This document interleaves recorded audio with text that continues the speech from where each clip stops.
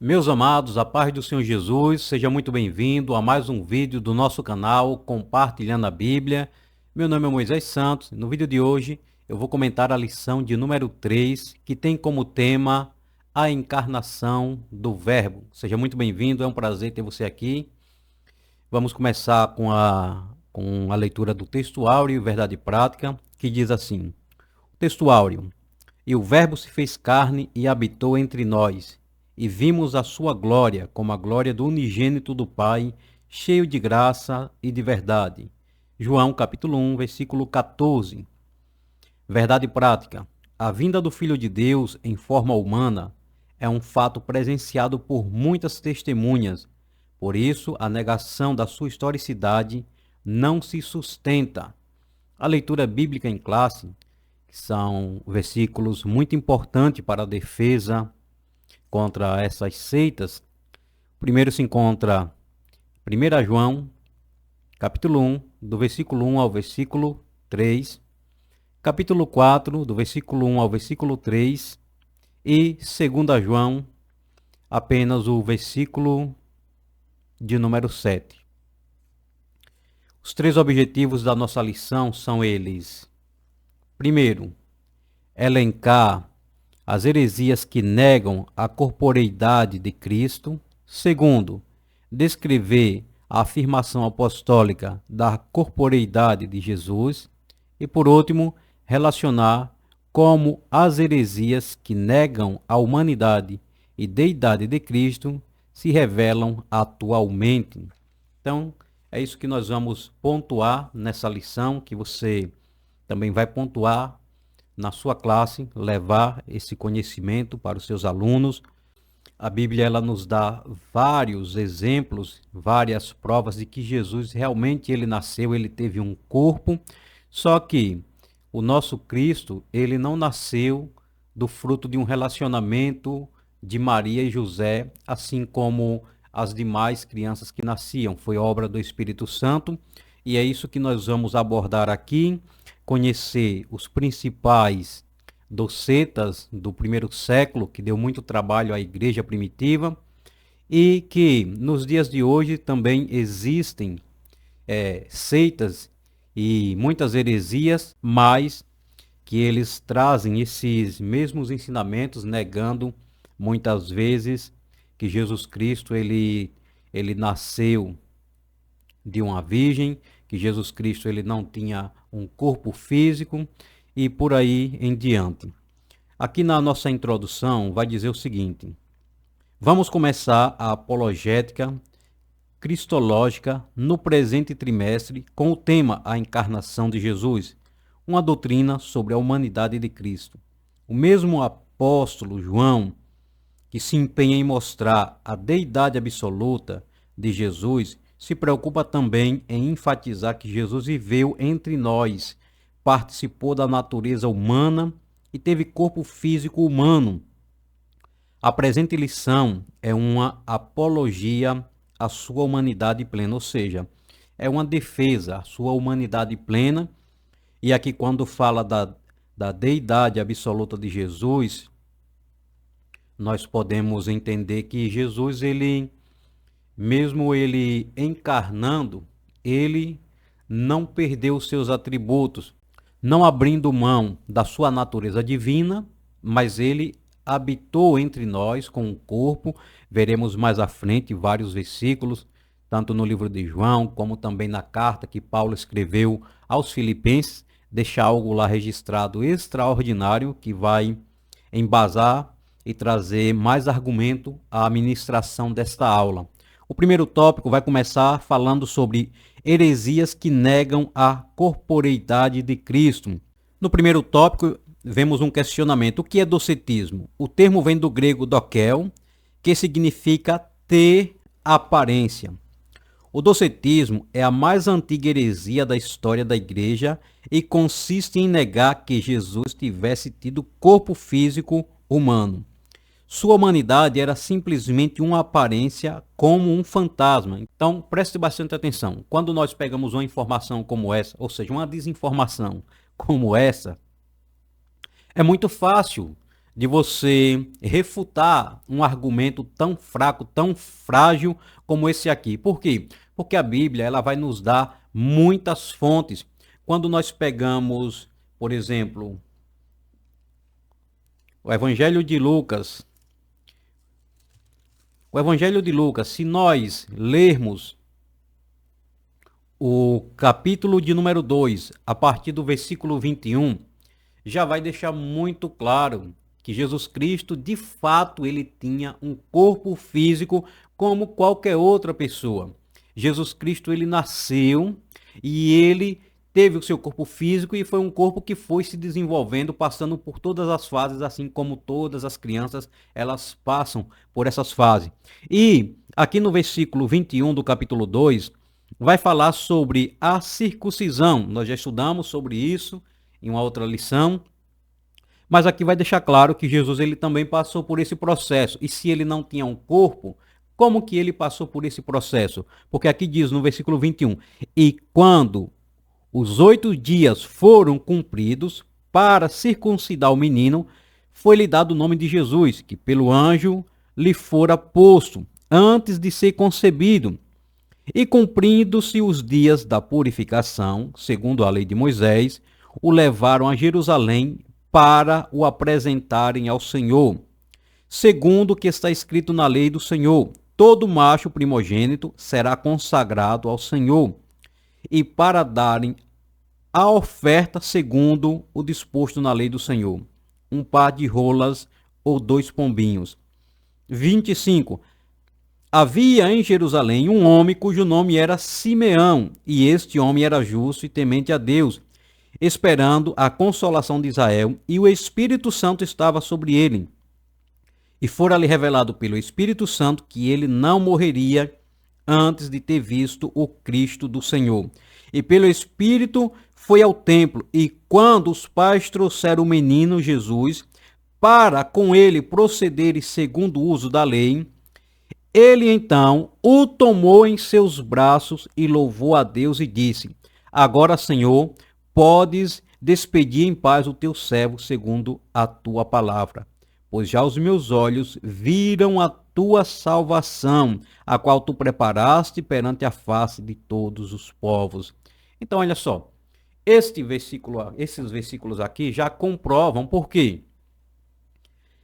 Quem está escrevendo este livro é Lucas, que nós conhecemos como o médico amado.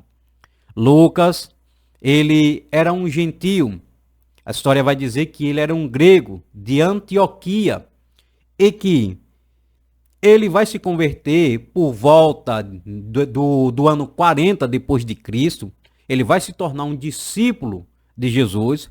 Só que, embora esse Lucas ele está escrevendo e narrando a história do nascimento de Jesus, do seu crescimento, ele vai trazer poucos detalhes, porque todos os evangelhos trazem poucos detalhes. Vai falar um pouco que o menino crescia e se fortalecia, vai mostrar que Jesus ele vai ao templo quando ele estava com aproximadamente 12 anos de idade, mas o que eu quero chamar a sua atenção aqui é que Lucas, ele era um médico, ele era um historiador e também ele era um grande teólogo. E ele vai fazer um trabalho extraordinário de pesquisar essas informações. Se você vê aqui, logo no início, capítulo 1, os primeiros versículos, Lucas vai dizer: tendo, pois, muitos empreendido por em ordem a narração dos fatos que entre nós se cumprirem. Então, olha só, a narração dos fatos. Isso aqui era o quê? Uma investigação bem cautelosa para apurar todos os fatos que tinha ocorrido entre eles. E Lucas ele está nessa incumbência de apanhar os fatos, de juntar os fatos e escrever apenas aquilo que realmente aconteceu, ou seja, mostrar a verdade. Segundo, nos transmitiram quem? Os mesmos que os presenciaram desde o princípio e foram ministros da palavra. Então, foram testemunhas oculares que informaram para ele os fatos. É como se alguém presenciasse algo que está acontecendo, alguém que está ali, que está vendo o que está acontecendo, e depois alguém viesse perguntar o que foi que aconteceu ali. A pessoa que tinha presenciado, ela vai narrar os fatos. E Lucas agora ele está nessa incumbência de escrever esses fatos da parte das testemunhas oculares que andaram com Jesus desde o princípio do seu ministério. Versículo 3: Pareceu-me também a mim conveniente descrevê-los a ti, ó excelentíssimo Teófilo, por sua ordem, havendo-me já informado minuciosamente de tudo desde o princípio. Ou seja, esse Teófilo é como se ele tivesse contratado a Lucas para Lucas ele apurar todos os fatos, mas ele já deu alguns fatos que tinha ocorrido, que ele já tinha conhecimento, como o próprio Lucas está declarando aqui. Havendo-me já informado minuciosamente de tudo desde o princípio. Então perceba aqui, alguns vão dizer que esse Teófilo poderia ser um oficial romano, ou ele poderia ser um gentio que tinha uma condição financeira bem elevada e que ele gostaria de ter acesso aos fatos da forma como ocorreram. E ele vai e contrata alguém. É como se contratasse um arqueólogo para ir lá para Israel, para procurar alguns fatos que comprovem a história. Então Lucas ele estava fazendo esse apanhado como escritor, historiador, e no versículo 4 vai dizer: para que conheças a certeza das coisas de que já estás informado. Ele já tinha essa informação, mas era como se ele quisesse uma comprovação a mais. E Lucas estava fazendo esse trabalho. Então, olha só. Lucas começa a fazer esse trabalho e foi um trabalho extraordinário, registrando realmente que Jesus ele tinha um corpo, que Jesus realmente ele era o Filho de Deus, comprovando com aqueles que andaram com Jesus lado a lado. Outro fato importante é que, quando nós pegamos Lucas, João também vai trazer versículos extraordinários, mas quando nós focamos em pegar Lucas, Lucas é alguém que estava de fora, mas ele teve esse conhecimento com quem estava do lado de dentro, de quem estava próximo de Jesus. Só que o fato de Lucas ele narrar esses fatos traz também uma credibilidade a mais, porque alguém que estava de fora era alguém que não fazia parte daquele contexto, mas que pesquisou. E Lucas tem credibilidade bastante. Outro dia eu estava assistindo um vídeo onde alguém disse que um ateu ele foi fazer uma pesquisa minuciosa sobre os escritos de Lucas. E ele disse que seria uma coisa muito fácil encontrar alguns erros e comprovar que realmente a Bíblia ela é uma fraude e que Lucas também ele era uma fraude.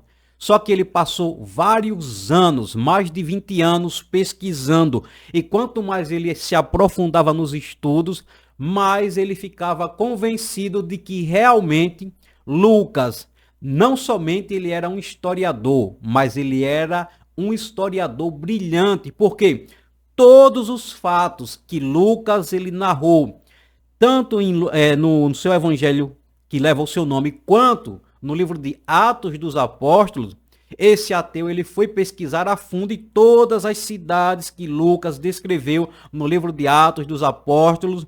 Ele pesquisou e constatou que existiam, que todas as informações batiam e que, sendo assim, não tinha outra alternativa a não ser dar os parabéns a Lucas. Tem um caso emblemático aqui de um erudito chamado William Ramsay, o maior especialista em literatura e história romana da Inglaterra. E ele era cético. E ele já estava cansado de ter tantas pessoas insistindo em acreditar na Bíblia. Ele falou o seguinte: então, o livro de Lucas era o livro mais mal documentado da Bíblia que tinha. Por quê? Porque Lucas entrava em choque com muitos outros textos clássicos de Roma. Aí William Ramsay ficou 2 anos fazendo uma pesquisa em toda a Ásia Menor para desmentir o livro de Lucas. Ele era o maior especialista em história romana. Ele falou assim, eu vou provar para vocês que isso aqui é bobagem. Mas já que vocês não estão aceitando, eu vou fazer um dossiê. Aí ele fez todo esse dossiê. Depois de 2 anos, o camarada voltou acreditando na Bíblia e o livro que seria ser contra Lucas virou o livro mais a favor. E ele escreveu assim, os grandes historiadores são os mais raros dos escritores. Eu reputo Lucas como historiador de primeira grandeza. Todos os termos técnicos que Lucas usa, todos os lugares, todas as datas estavam corretas e em muitas informações que eles tinham de outras fontes, verificou-se pela arqueologia que era Lucas que estava certo. Lucas hoje corrigiu até historiadores clássicos. Você levando este fato para a sua classe de que Lucas, não sendo um judeu, sendo um gentio, mas que fez um trabalho extraordinário e que é comprovadamente reconhecido como um brilhante historiador, isso traz mais peso à nossa defesa ao falarmos de que Jesus Cristo, ele tinha um corpo físico, assim como eu tenho um corpo físico. A diferença é que ele não carregava essa natureza pecaminosa que nós carregamos desde o nosso nascimento. Vamos aqui para o segundo tópico, que diz assim: o que os docetas ensinavam sobre Jesus? Os seguidores dessa heresia ensinavam muitas coisas fora das Escrituras e contrárias à palavra de Deus. O nosso enfoque destaca a humanidade de Jesus como o verdadeiro homem. Lucas descreve um começo muito humano. Jesus teve parentes e amigos, Zacarias e Isabel, José e Maria, vizinhos e primos, pastores, Simeão, Ana, isso sem contar o relato sagrado de sua infância, que enfoca o seu desenvolvimento físico, intelectual e espiritual, que nós vemos aqui no capítulo 2, versículo 40. A epígrafe vai dizer assim, do versículo 39, o menino Jesus no meio dos doutores. E quando acabaram de cumprir tudo segundo a lei do Senhor, voltaram a Galiléia para a sua cidade de Nazaré. E o menino crescia e se fortalecia em espírito, cheio de sabedoria, e a graça de Deus estava sobre ele. Então nós vemos que não tem como sustentar esse argumento de que Jesus ele não tinha um corpo físico, que o corpo dele era apenas um exemplo de uma projeção. Hoje nós podemos ver algumas projeções e é algo que você está vendo ali, mas não é algo físico, não é algo palpável. Eles vão dizer que o corpo de Jesus era um corpo imaterial, ou seja, era um corpo espiritual. Então, você não podia pegar, você não podia sentir. Mas os versículos que eu já li aqui deixa claro que o próprio Simeão, ele tanto vê Jesus como ele pega nos seus braços e ele vai sentir. O próprio João, ele sentava ao lado de Jesus e ele recostava a sua cabeça no peito de Jesus. E o próprio Jesus, até mesmo depois que ressuscita, ele vai dizer, olha, tope aqui em mim, veja que um espírito, ele não tem carne. Então, são argumentos muito fracos. Os versículos que nós encontramos aqui em Lucas capítulo 1, versículo 5, Lucas capítulo 2, versículo 4 e 5, o capítulo 1, versículo 36 e 58 também, Lucas 2, 25 e 37, e Lucas também, Lucas capítulo 2, versículo 40 e versículo 52. Então o terceiro tópico vai dizer, o que os principais docetas diziam sobre Jesus? 3 dos principais heresiarcas negavam que Jesus Cristo tivesse vindo em carne. Cerinto negava o nascimento virginal de Jesus Cristo e ensinava o docetismo. Ele foi contemporâneo do apóstolo João em Éfeso. Então, olha só, aí aqui ele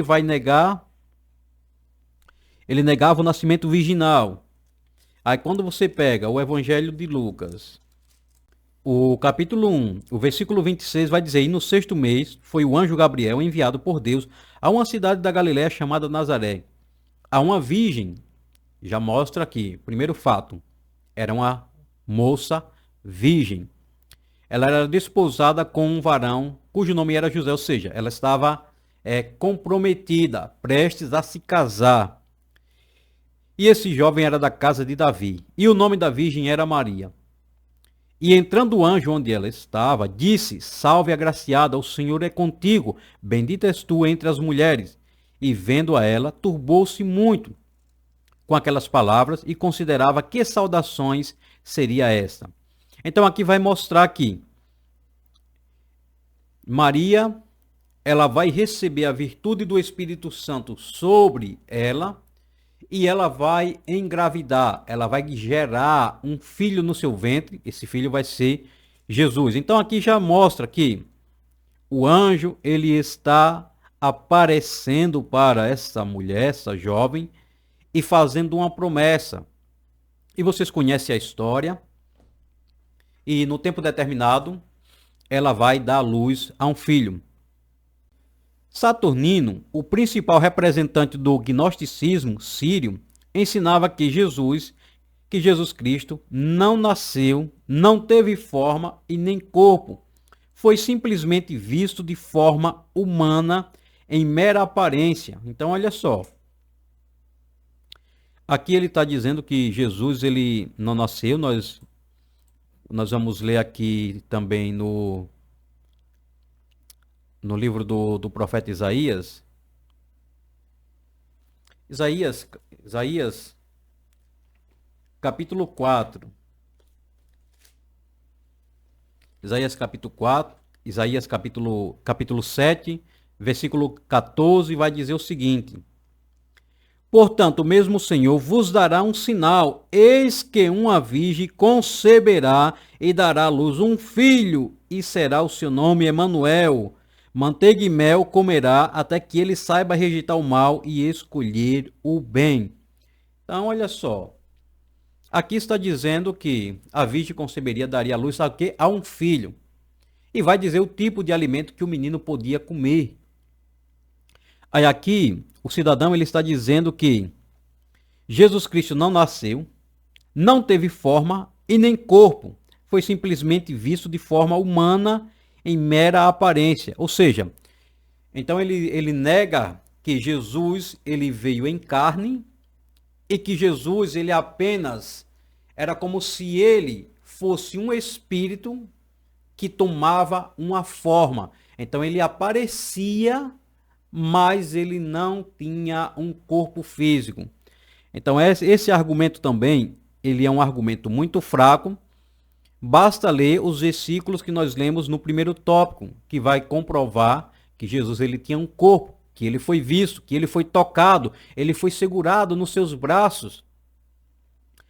E por último, temos também Marcião e outro Marcião, que é outro heresiarca, que negava ser Cristo verdadeiramente humano. Mas quanto ao seu corpo, não se sabe se na opinião dele era apenas uma aparência ou de substância etérea. Essa substância etérea é uma substância imaterial, ou seja, pode ser um corpo espiritual.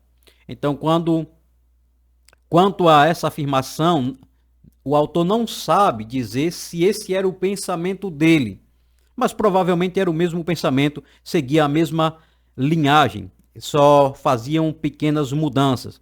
No entanto, a Bíblia declara de maneira direta que Jesus nasceu, mencionando até mesmo local em Belém da Judéia, e época no reinado de César Augusto, imperador romano. Lucas também vai registrar, no capítulo 2, versículo 1, a Bíblia fala também do corpo físico de Jesus, no livro de João, capítulo 2,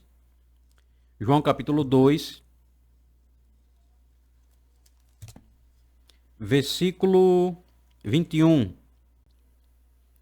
Mas ele falava do templo do seu corpo.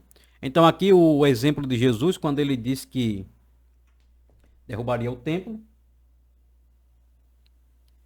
e em 3 dias tornaria a reedificar.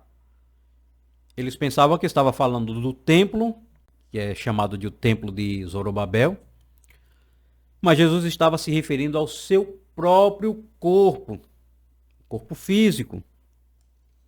Então nós podemos perceber nesse primeiro, segundo e terceiro tópico que, quando nós lemos versículos como esse, da circuncisão de Jesus, de Simeão segurando Jesus nos seus braços, versículos falando que o anjo se apresenta a Maria, que o anjo vai fazer a promessa de que ela vai engravidar, e quando também nós lemos acerca do próprio nascimento de Jesus em uma manjedoura, no capítulo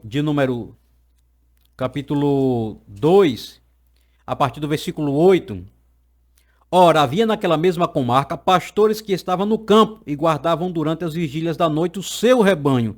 E eis que um anjo do Senhor veio sobre eles, e a glória do Senhor os cercou de resplendor, e tiveram grande temor. E o anjo lhe disse: não temais, porque eis que vos trago novas de grande alegria, que será para todo o povo. Aqui já existe uma inclusão, não somente os judeus, mas também para os gentios, todo o povo.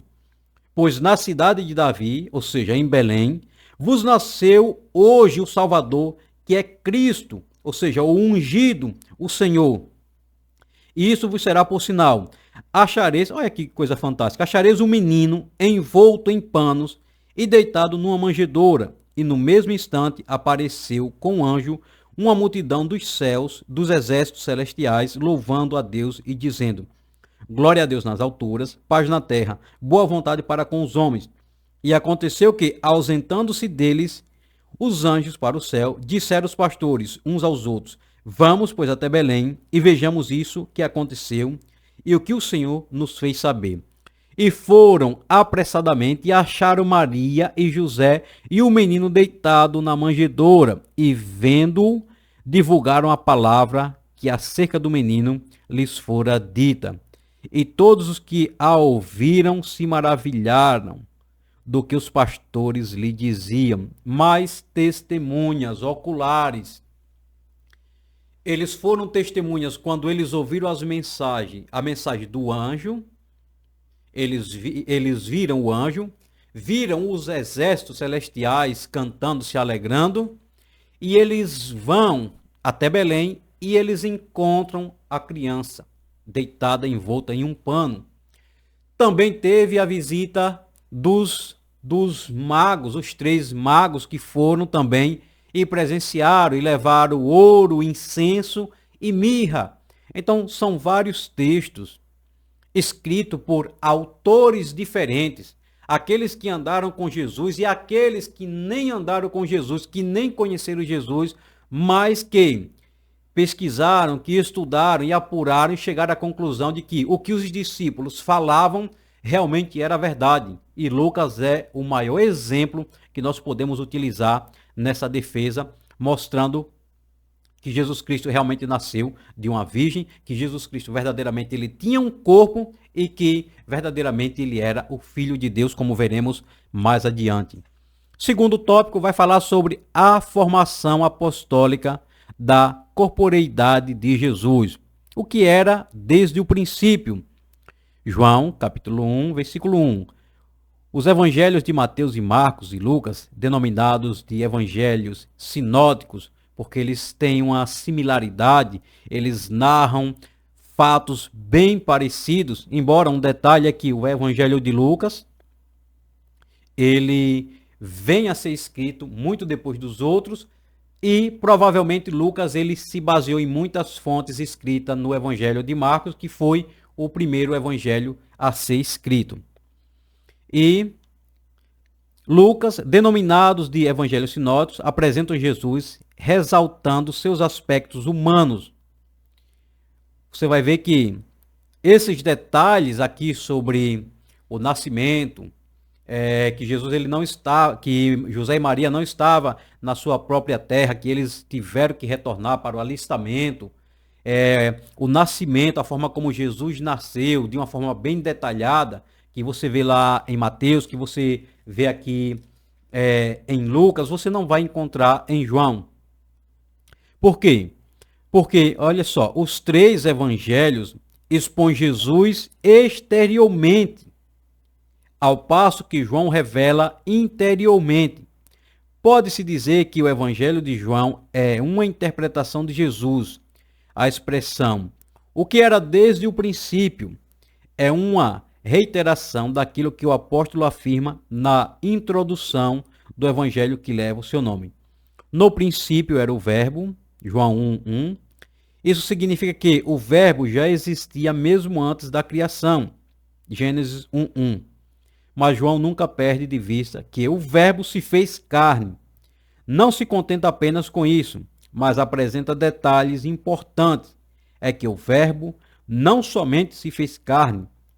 Para não deixar dúvida alguma, ele vai e frisa: se fez carne e habitou entre nós, mas também foi visto pelas pessoas. Então aqui nós vemos o quê? João ele trazendo uma mensagem mais profunda, levando mais para o lado espiritual da divindade de Jesus, mostrando que no princípio era o Verbo, e o Verbo estava com Deus, e o Verbo era Deus, e todas as coisas foram feitas por ele, sem ele nada do que foi feito se fez. Então aqui nós estamos vendo a divindade de Jesus. Porém, ele vai e fala sobre também, não somente a divindade, mas também sobre o corpo físico de Jesus. Ele diz: mas o Verbo se fez carne. Então, quando nós lemos aqui, o Verbo se fez carne e habitou entre nós, e vimos a sua glória como a glória do unigênito do Pai, cheio de graça. Então, a mensagem ela se torna completa. No versículo 14 de João, capítulo 1, vai dizer: e o Verbo se fez carne e habitou entre nós, e vimos a sua glória como a glória do unigênito do Pai, cheio de graça e de verdade. Então, o Verbo, a palavra, ela vai se tornar carne. Como? Através do nascimento, do ventre de Maria. E habitou entre nós. Por quê? Porque Jesus Cristo, ele, tornando-se carne, ele vai nascer, ele vai crescer, ele vai conviver entre nós, ele vai passar pelas fases que nós passamos. Por exemplo, Jesus ele não nasceu andando, Jesus ele não nasceu falando. Ele teve que desenvolver essas habilidades. Como? Através do tempo. Como foi que Jesus ele aprendeu a falar? Ouvindo, através da sua audição. Ouvindo o pai e a mãe falar, como qualquer criança aprende a falar. Passa um período de quase um ano ouvindo os pais falando. Às vezes não está nem falando com ele, mas está se comunicando entre si, mas ele está ouvindo. Então o seu cérebro vai assimilando. E aí o pai chega para a criança, vai mostrar: olha meu filho, isso aqui é um copo. Olha, é água, você quer água? E aí ele vai assimilar que isso aqui é um copo. E vai chegar um tempo que ele vai começar a falar copo, água, prato, mamã, papá. E assim ele vai se desenvolvendo. Ele vai começar a andar, dar os seus primeiros passos, vai cair. E no tempo determinado, algumas crianças começam a andar com 8 meses, 9 meses, outros depois de um ano. Mas enfim, todos vão passar por esse processo. Toda criança que nasce, que não tem nenhuma deficiência física, ela vai passar por esse processo e vai adquirir essas habilidades da comunicação. A criança vai passar a entender, a compreender a comunicação, não somente através da voz, da fala, como também através dos gestos. Então Jesus ele também passou por todo esse processo. Por quê? Porque ele cresceu, ele habitou entre nós, ele se desenvolveu. Então, é exatamente isso que você tem que levar para a sua classe, mostrando que Jesus, se o Verbo se fez carne e habitou entre nós, o Verbo passou por todas essas fases. Ele teve que estudar, ele estudou a Torá, ele estudou os profetas, ele estudou o livro de Salmos, porque você vai ver que ele vai citar, olha, são os escritos, errais por não examinar as escrituras. Por quê? São elas que testificam de mim. Ele vai reconhecer tudo isso, lendo, estudando, aprendendo. Então nós vemos aqui que o Evangelho de João, ele traz essa parte mais espiritual, mais divina de Jesus, mas ele faz questão de mostrar que o Verbo se fez carne, que ele não foi criado. Por quê? Porque ele já existia na eternidade. Foi ele quem criou todas as coisas, e sem ele nada do que foi feito se fez. É o que o apóstolo João ele está afirmando. Segundo subtópico do segundo tópico, vai dizer a reafirmação apostólica. O apóstolo reitera o que afirma na introdução do seu evangelho. O que vimos com os nossos olhos, o que temos contemplado e as nossas mãos tocaram da palavra da vida. Isso pode parecer até uma redundância.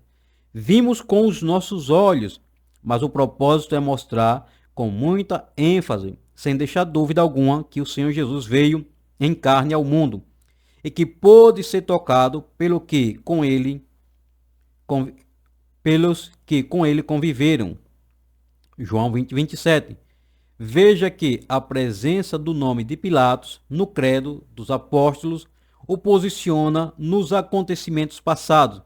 Ele sofreu sob Pôncio Pilatos, ou seja, padeceu nas mãos de um personagem da história. Logo, o Senhor Jesus só pode também ser alguém da história. Então, e o mais interessante é que para negar a humanidade de Jesus, eles têm que negar também a existência de todos esses personagens. Por quê? São personagens que, se você vai pesquisar na história, você vai encontrar a comprovação de que eles existiram. Não é que nós precisamos de fontes históricas além do que está na Bíblia para nós crermos, para nós defendermos aquilo que os apóstolos, eles já escreveram. Não, nós não precisamos dessas fontes históricas, de uma comprovação de um historiador. Não, não é que nós precisamos disso. Mas isso é bom porque são fatos que nós podemos usar como argumento para os incrédulos, para essas pessoas. Isso não é que nós precisamos. Não, quem precisam são eles. Porque às vezes eles vão dizer, eu não vou acreditar na Bíblia porque foi escrita pelos próprios seguidores de Jesus. Então, eles vão falar aquilo que eles acreditam.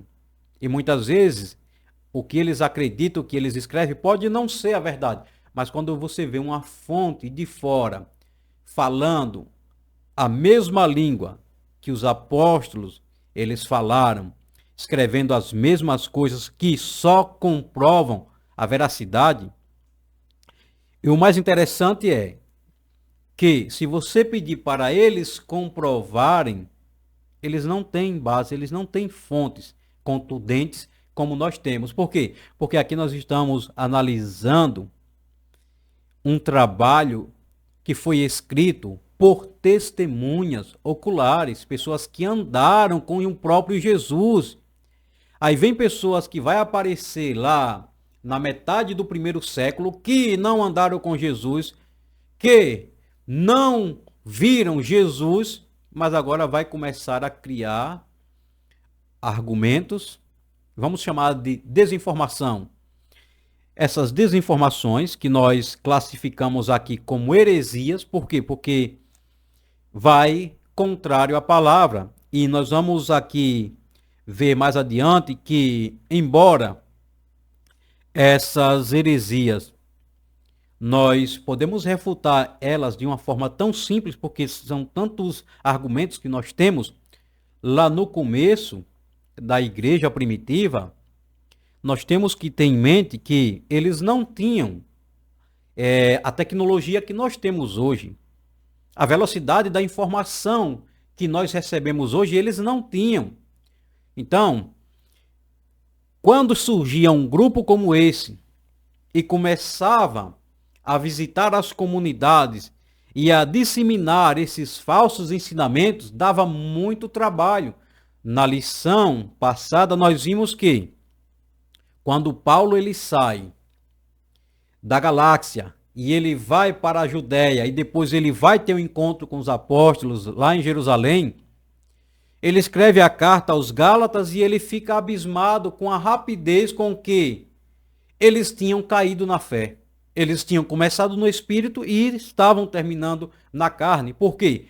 Porque os falsos mestres, com seus falsos ensinamentos, chegaram, aproveitaram a ausência, disseminaram as suas heresias e a igreja ouviu aqueles ensinamentos e agora estava caindo na fé e voltando às velhas práticas. Por isso que no capítulo 3, Paulo diz, ó insensato Gálatas, uma mensagem dura, e vai dizer, vocês começaram no espírito e agora vão terminar na carne? Então esse é o perigo, porque quando eles negam que Jesus não tinha um corpo, Jesus não tinha um corpo, Jesus não nasceu de uma virgem. Então se Jesus não tinha um corpo, e mais à frente veremos que também vão negar que Jesus ele não morreu, ele não foi crucificado, mas que foi utilizado, digamos que um sósia, alguém que se parecia, alguém que foi transfigurado na imagem de Jesus e foi crucificado. Veremos que essas pessoas estão dizendo que a nossa fé, ela não é válida, a nossa fé é vã, porque se Jesus ele não tinha um corpo, Jesus ele não morre. E se Jesus ele não morre, Jesus ele não ressuscita. E se Jesus não ressuscita, ele não fez um sacrifício, o sacrifício não foi perfeito, então nós continuamos debaixo de uma condenação e o nosso destino é o inferno. Mas se Jesus, como nós acreditamos verdadeiramente, ele nasceu com um corpo, ele morreu, ele foi crucificado e ao terceiro dia ele ressuscitou, como nós temos muitas bases aqui, então a nossa fé ela é válida, ela continua firme e forte e nós temos a plena certeza de que o sacrifício foi um único sacrifício do nosso sumo sacerdote, que não veio da linhagem de Arão, mas segundo a ordem de Melquisedeque, e que entrou uma única vez no lugar santo dos santos, ofereceu o sacrifício perfeito e nos garantiu a certeza de salvação. O terceiro subtópico diz, uma crença herética. 1 João, capítulo 4, versículo 2 e 3.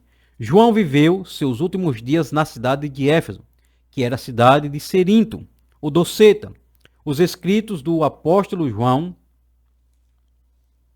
o Evangelho, as 3 epístolas e o livro de Apocalipse foram produzidos na última década do primeiro século, ou seja, aproximadamente 90 depois de Cristo. Por isso, o apóstolo esclarece e de maneira direta que todo aquele que nega que Jesus veio em carne não é de Deus. Veja a gravidade dessa heresia, pois se Jesus não teve corpo físico real, ele também não morreu, e se não morreu, também não ressuscitou. Se não ressuscitou, logo não há esperança de salvação e a nossa fé ela é vã. Por essa razão, o apóstolo João foi contundente contra os docetas. Os expoentes de tal crença são chamados de enganadores. Aqui eu quero compartilhar algo com vocês, que está nesse livro aqui, o livro de Lucas, que também foi de uma lição que nós já estudamos no passado. Aqui na página de número 41, vai falar sobre a dimensão corporal e social de Jesus. Vai dizer o seguinte: como todos os seres humanos, Jesus também possuía uma dimensão corporal. Ele aprendeu a viver nos limites dessa dimensão, como, por exemplo, quando se cansava e procurava descanso necessário. Isso está registrado em Mateus 8:24, Marcos 6:31, Lucas 23:56. Jesus possuía um corpo humano igual ao nosso. O sangue corria nas suas veias enquanto um coração bombeava, sustentando assim a vida humana em seu corpo. Hebreus capítulo 2, versículo 1 ao 18, claramente indica esse fato. Nessa poderosa passagem, temos que a existência do corpo de Jesus na terra possibilitou recebermos a expiação. Por ser ele carne e sangue, sua morte poderia derrotar a morte e nos levar a Deus. O corpo de Jesus, na encarnação, era exatamente como o de cada um de nós. Seu corpo humano foi colocado num túmulo depois da sua morte. Marcos 15, 43 ao 47. Então nós vemos aqui que Jesus ele tinha um corpo como o nosso. Agora a diferença estava na sua natureza divina, que ele não tinha essa natureza pecaminosa que nós temos. Por quê? Porque você nasceu de um relacionamento entre seu pai e a sua mãe. Jesus, ele veio através de uma obra divina do Espírito Santo. Então vamos aqui para o terceiro e último tópico, que fala como essas heresias se revelam hoje, porque não ficou somente lá no passado. Aí aqui diz, quanto ao nascimento virginal de Jesus, há movimentos que negam o nascimento virginal de Jesus, como os mormons, a Igreja da Unificação, e ensinam que ele não foi gerado pelo Espírito Santo. Eu pesquisei, e pelo que eu pesquisei, dizem que a Igreja dos Mormons não negam esse nascimento virginal de Jesus, mas diz que alguns ensinadores pode ter escrito em algum sermão ou falado em alguma pregação que o nascimento de Jesus foi como se o Deus ele tomasse uma forma humana e tivesse um relacionamento com Maria e desse relacionamento nascesse Jesus. Então, se tornou heresia da mesma forma, porque a Bíblia não narra que Deus ele se tornou um homem e teve um relacionamento com Maria. Não. Isso aí está mais para algo vindo da mitologia grega, porque não é assim que a Bíblia descreve. Então se torna também uma heresia se de fato eles creem desta forma. E aqui fala também da Igreja da Unificação. E essa igreja, deixa eu trazer aqui um respaldo para vocês. A Igreja da Unificação, fundada por Sun Myung Moon, na Coreia do Sul, em 1954, é um movimento religioso que mistura elementos do cristianismo com interpretações próprias e crenças únicas. Essa igreja nega o nascimento virginal de Jesus e tem uma visão muito diferente sobre sua missão e divindade. Por exemplo, a Igreja da Unificação ensina que Jesus nasceu de uma relação sexual entre Maria e Zacarias, pai de João Batista. Segundo essa visão, Maria teria sido escolhida por Deus para gerar o Messias, mas a concepção não teria sido milagrosa ou sobrenatural, contrariando o relato bíblico de Mateus e também de Lucas. Jesus como Messias incompleto, é o que essa Igreja da Unificação eles ensinam, acreditam. Eles acreditam que Jesus falhou em cumprir completamente sua missão, porque foi crucificado antes de se casar e formar uma família perfeita. Por isso, Sun Myung Moon alegava ser o novo Messias enviado para concluir essa missão. Então, olha só, você pode levar isso aqui para a sua classe. Eu vou deixar essa informação aqui na descrição desse vídeo. Interpretação distorcida da encarnação. A divindade de Jesus também é minimizada. Eles o veem mais como um filho espiritual de Deus do que como Deus encarnado. Então, eles não creem que Jesus, ele é Deus, assim como o Espírito Santo. Essas doutrinas são amplamente rejeitadas pela teologia cristã ortodoxa, que sustenta que o nascimento virginal é essencial para a identidade divina de Jesus como Filho de Deus e Salvador do mundo. Então aqui são argumentos para nós refutarmos esses pensamentos, essas heresias. Negar a concepção e o nascimento virginal de Jesus é uma das marcas desse movimento. É o ensino moderno de Cerinto e seus seguidores. a Bíblia anuncia de antemão a concepção e nascimento virginal de Jesus desde o Antigo Testamento, Isaías 7,14, que eu já li aqui, e seu cumprimento histórico no Novo Testamento. Jesus foi gerado pelo Espírito Santo, Mateus 1, 18, 20. O anjo Gabriel disse a Maria: descerá sobre ti o Espírito Santo e a virtude do Altíssimo te cobrirá com a sua sombra. Também Lucas 1, 35. Segundo subtópico, quanto à morte e ressurreição de Cristo. O heresiarca gnóstico do Egito, Basílides, negava a crucificação de Cristo, dizia que Simão, o Cirineu, transfigurou-se e foi equivocadamente crucificado, e que o populacho o tomou por Jesus. Assim sendo, Cristo apenas presenciou a crucificação de Simão, seu suposto sósia, o Alcorão, o livro sagrado dos muçulmanos, e sua principal fonte de autoridade espiritual declara que o Senhor Jesus não foi crucificado, que tudo não passou de uma simulação. O Alcorão, essa é a informação do Alcorão, que os muçulmanos eles acreditam. Nas notas explicativas de rodapé, nas edições do Alcorão, eles afirmam que um sósia de Jesus foi levado à cruz. Isso se parece com a ideia de Basílides. Essa doutrina contraria todo o pensamento bíblico e os fatos históricos. A Bíblia ensina que Jesus morreu e ressuscitou dentre os mortos e foi visto por mais de 500 pessoas.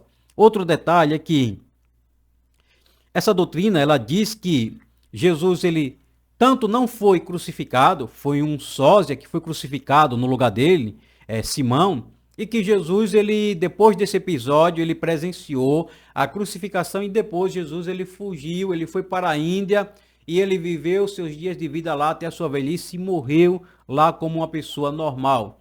Então são ensinamentos que não têm pé nem cabeça, não tem nenhum fundamento, porque a Bíblia, você vai ver que um livro escrito por cerca de 40 autores de épocas diferentes, de profissões diferentes, mas são argumentos que você vê que são casados, um vai complementando o outro. Você vê que um versículo que está lá em Isaías no capítulo 7, versículo 14, vem se cumprir no livro de Mateus, no livro de Lucas. Versículos que nós vemos aqui também são citados, tem cumprimento, mas lá na frente, o que João viu também lá na ilha de Patmos, muitas coisas que estão se cumprindo, muitas que já se cumpriram, e aí o cidadão vem dizer que Jesus ele não morreu. A nossa maior esperança é essa, que Jesus ele morreu na cruz como um sacrifício perfeito, semelhante a um cordeiro. Ele foi o cordeiro perfeito, como Isaías 53 diz, que como um cordeiro foi levado ao matadouro. E Jesus foi esse sacrifício perfeito para trazer para nós a salvação, o direito de morarmos com Ele, de termos a vida eterna, estarmos para sempre com o Senhor. Então, quando nós vemos um falso ensinamento como esse, nós temos que refutá-lo à luz da Bíblia, ter argumentos, mostrar que a Bíblia nos dá fundamento e que a nossa crença não é vã. Nós esperamos que Jesus um dia voltará para arrebatar a igreja e estaremos para sempre com o Senhor. Por último, terceiro subtópico diz confirmação histórica. A confirmação bíblica e histórica da morte de Jesus é fato incontestável. Historiadores não cristãos, judeus e romanos atestaram a morte de Jesus. Flávio Josefo, historiador judeu do primeiro século, disse, acusaram-no perante Pilatos, olha só, fato histórico, e este ordenou que o crucificassem. Os que o haviam amado durante a sua vida não o abandonaram depois da morte. O historiador romano Tácito, já do segundo século, depois de Cristo, escreveu: aquele de quem levavam o nome Cristo foi executado no reinado de Tibério pelo procurador Pôncio Pilatos. A Bíblia declara que Jesus, depois de ter padecido, se apresentou vivo com muitas infalíveis provas. Atos 1, 3. E quem é que está narrando esse fato aqui, de Atos 1, 3? Lucas, historiador. E aqui nós estamos vendo aqui Flávio Josefo, que era um historiador judeu, mas que ele tinha muita afinidade com o Império Romano, e ele passa a narrar também esses fatos, e Tácito também, ele traz evidências aqui, tanto da morte como de um personagem muito importante que estava ali, que tinha o poder de prender e de soltar, que foi Pôncio Pilatos. Então, nós fechamos aqui essa lição mostrando que nós temos argumentos que está dentro da Bíblia e também temos argumentos através das fontes históricas de historiadores que eram judeus, mas que não eram cristãos. Sendo assim, aumenta ainda mais a sua credibilidade. Da mesma forma que temos um argumento muito forte da ressurreição de Jesus, mostrando que as primeiras testemunhas a irem ao túmulo eram mulheres, e sabemos que naquela época as mulheres não tinham tanta credibilidade assim. E se tudo isso fosse uma farsa, os autores bíblicos, eles iriam fazer questão de esconder esses fatos e mostrar que os primeiros a chegarem ao túmulo não foram as mulheres. As primeiras testemunhas a presenciarem o túmulo vazio, Jesus ressuscitado e saírem propagando, não deveriam ser as mulheres. Por quê? Porque elas não tinham tanta credibilidade. Mas quando eles narram esse fato, eles estão narrando a verdade. Eles não estão preocupados se A ou B irão acreditar ou não. Eles estão narrando o fato. Ah, mas as mulheres não tinham muita credibilidade. Mas você vê, a Bíblia, ela é um livro claro e transparente. Ela não vai esconder os erros, os defeitos. Você vê que Davi, o homem segundo o coração de Deus, mas Davi, ele errou e a Bíblia não esconde os seus erros. Teve consequências. Então, só o fato de estar escrito que as mulheres foram as primeiras a chegarem ao túmulo e verem que o túmulo estava vazio e depois ter um encontro com Jesus e eles vão até os seus irmãos e anuncia que eu ressuscitei, estou indo até eles, já é mais um fato de muita credibilidade, mostrando que a Bíblia não tem nada a esconder. A Bíblia é um livro transparente e que mostra a verdade. E se um dia você pegar esse livro aqui e for buscar um erro, um defeito nele, eu garanto para você que você não vai encontrar. Mas o contrário é verdadeiro. Ele vai mostrar todos os seus erros e todos os seus defeitos, porque a Bíblia é a palavra de Deus. A Bíblia, ela é a nossa regra de fé e prática. E a conclusão, a expressão verbo se fez carne e Jesus Cristo veio em carne significa uma resposta aos docetas. Os evangelhos revelam vários atributos característicos do Jesus ser humano. Ele foi revestido do corpo físico porque o pecado entrou no mundo por um homem e pela justiça de Deus tinha de ser vencido por um ser humano. Jesus se encarnou, fez-se homem, sujeito ao pecado, embora nunca houvesse pecado, e venceu o pecado como homem. Para finalizar, leve para sua classe também Filipenses capítulo 2, versículo 5, que traz algo extraordinário, que é: de sorte que haja em vós o mesmo sentimento que também houve em Cristo Jesus, que sendo em forma de Deus, não teve por usurpação ser igual a Deus, mas aniquilou-se a si mesmo, tomando a forma de servo, fazendo-se semelhante aos homens, e achado na forma de homem, foi obediente até a morte e morte de cruz. De maneira que também Deus o exaltou soberanamente e lhe deu um nome que é sobre todo o nome, para que ao nome de Jesus Cristo se dobre todo o joelho dos que estão nos céus e na terra e debaixo da terra, e toda língua confesse que Jesus Cristo é o Senhor, para a glória de Deus Pai. Então aqui deixa muito claro, ele se esvaziou dos seus, da sua glória, de todo aquele poder que ele tinha para tomar a forma de um homem, de um servo, e ser obediente até a morte e morte de cruz. É o que João está dizendo, só que com mais detalhes. O verbo se fez carne e habitou entre nós. E aqui Paulo está dizendo que ele se despiu da sua glória. E ele se tornou um servo obediente até a morte, e morte de cruz, para trazer salvação para as nossas vidas. Que Deus em Cristo vos abençoe. Se você é novo por aqui, se inscreva em nosso canal. Deixe um comentário logo abaixo dizendo de onde você está nos acompanhando, de qual cidade, de qual estado e de qual denominação. Será um prazer responder todos os comentários. E um forte abraço, um beijo no coração e Deus abençoe sua vida.